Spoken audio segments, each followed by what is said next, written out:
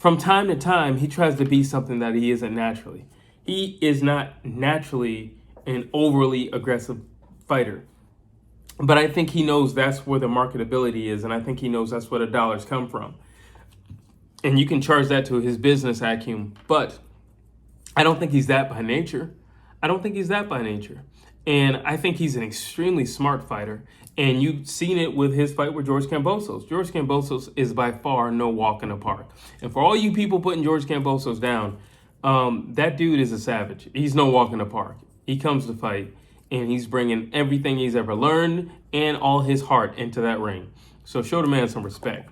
But back to Devin the Dream Haney.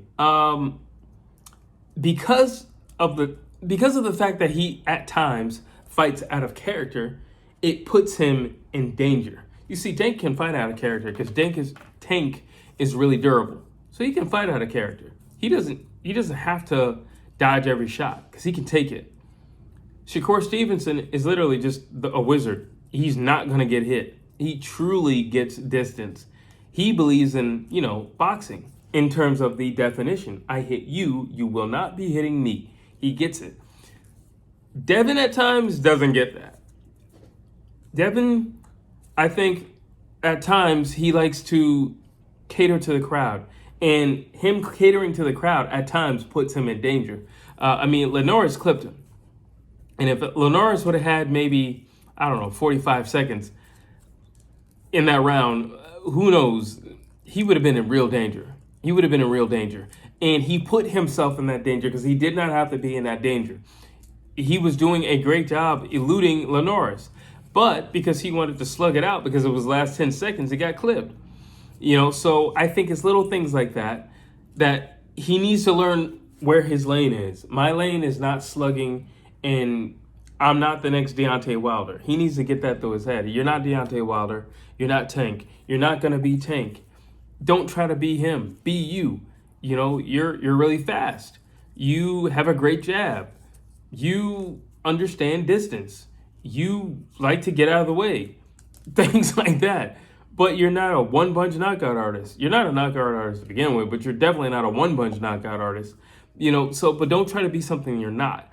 And because of that, I think that's also, I don't want to say like a character flaw or something like that, but I think there's something in his psyche that's like, I want to please the fans, but I also want to be even more marketable. Well, how do I do that? I lay people out. I knock people out. Knockouts give you fans. That's what it does. It gives you fans.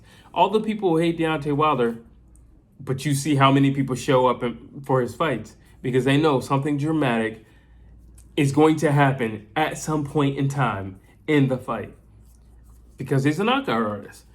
And, you look at Tank because something's going to happen. Something very, very, very dramatic is going to happen because he's a knockout artist. And you can go all the way back to the Mike Tysons and the Sonny Listons and the Joe Frazier's and, George Foreman's. You can just go on back. People love knockout artists. I don't think Devin the Dream is that. Do I think he's going to win his rematch with George Campos? Absolutely. I really do think he's going to win his rematch. But when he's done with, his business with George, man, I don't know. I'm a little iffy for him, especially with the people that he's calling out. And I really don't know. And if he is talking about going to 140, I really, really, really don't know. He'll be faster than them. But like I said, he does get clipped. He can get clipped. It's not hard to find Devin Haney's chin at some point in time during the fight. It's not hard to make him wobble, and because of that, that's the danger that I see. And I just know that he's the type of guy where you hit him, he instantly wants to hit you back. That works for a guy like Tank. It doesn't work for a guy like Devin because his chin is questionable. I'm not saying he's been down. I'm not saying he's been knocked out because he hasn't, but his chin is questionable. And that's what worries me. And if you're asking me, out of all three of these guys, Shakur Stevenson, Gervonta Tank Davis, and Devin the Dream Haney, who's going to lose his O first? I'm going to have to say it is Devin the Dream Haney. I think he will definitely lose his O first. I do not think it will be in the rematch with George Campos, but I think he will definitely lose his O first. And That's also largely dependent on if he decides to stay at his weight class or he's going up to 140. And also if he truly wants to be the man and unlike people in other divisions, you know, you want to fight the elite in your division. If you choose to fight the elite in your division, yeah, I can see an L coming his way. I can see an L coming his way. Or I'll say I can see an L coming his way long before Shakur Stevenson and Gervonta Tank Davis. But those are my thoughts. You drop your comments down below. I would love to hear your thoughts on this particular question. Who do you think is going to lose his O first? Shakur Stevenson, Gervonta Tank Davis, or Devin the Dream Haney? Drop your comments down below. As always, please like, please share, please subscribe to my